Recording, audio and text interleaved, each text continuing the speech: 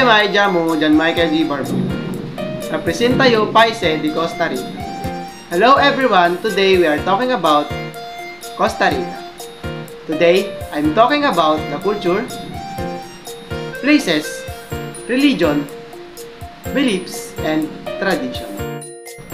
Costa Ricans' culture are proud to have more than a century of democratic tradition and more than 50 years without an army.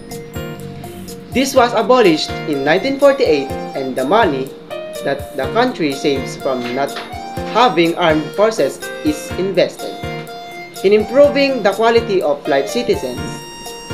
This contributes to the social peace that makes Costa Rica a welcoming place to visit. Costa Ricans also know us because they take pride in the reputation from being hospitable to both short-term visitors and expats who have chosen to make Costa Rica their home. They are well-mannered and hardworking, always ready to offer a smile and a handshake to people.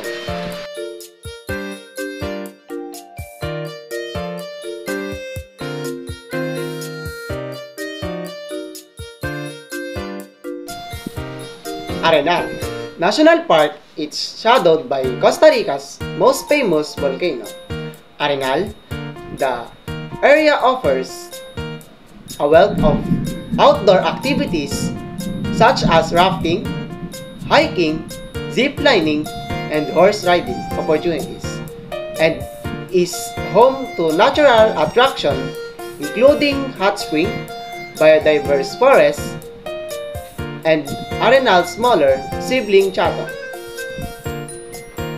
Gulf of Nicoya, one of Costa Rica's oldest towns in Nicoya, founded by the Spanish in the mid-16th century. The Nicoya Peninsula also features the Parque Barra Hondo, which is the country's largest limestone cavern system. La Fortuna is located in Alajuela province. At the base of the Arenal volcano, it is a relaxing town dedicated to tourism where one can find a wide range of local activities. And this is placed in Costa Rica.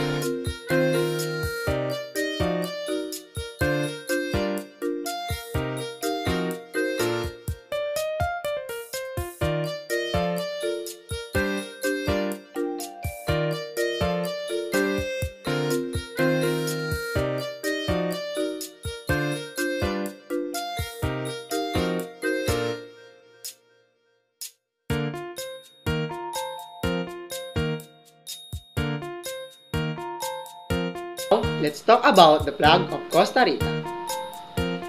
There are three colors: blue, white, red.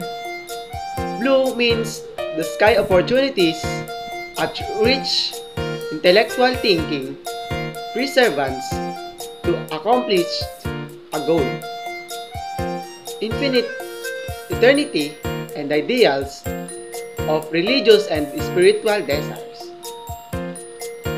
White means clear thinking, happiness, wisdom, powerful and beauty of the sky, the driving force and of initiatives to search for new endeavors of the peace of Costa Rica. Red means civilization of the century and the sun casting on Costa Rica, the first ray of its true independence, the warmth of Costa Rican people, their love to live, bloodshed for freedom, and their generous attitude. Coat of arms of Costa Rica represent the 7 provinces of the Republic.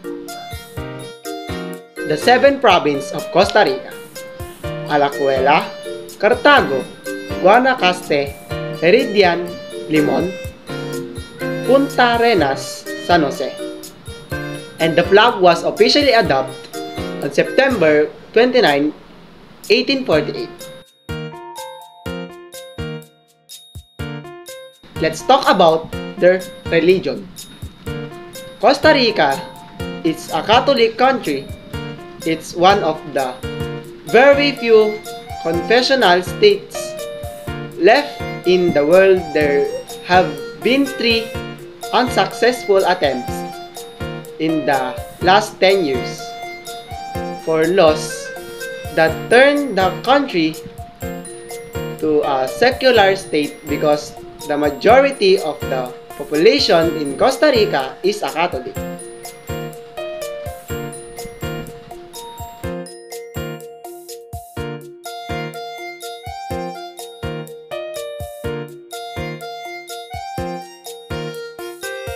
E questo è amo presentazione così.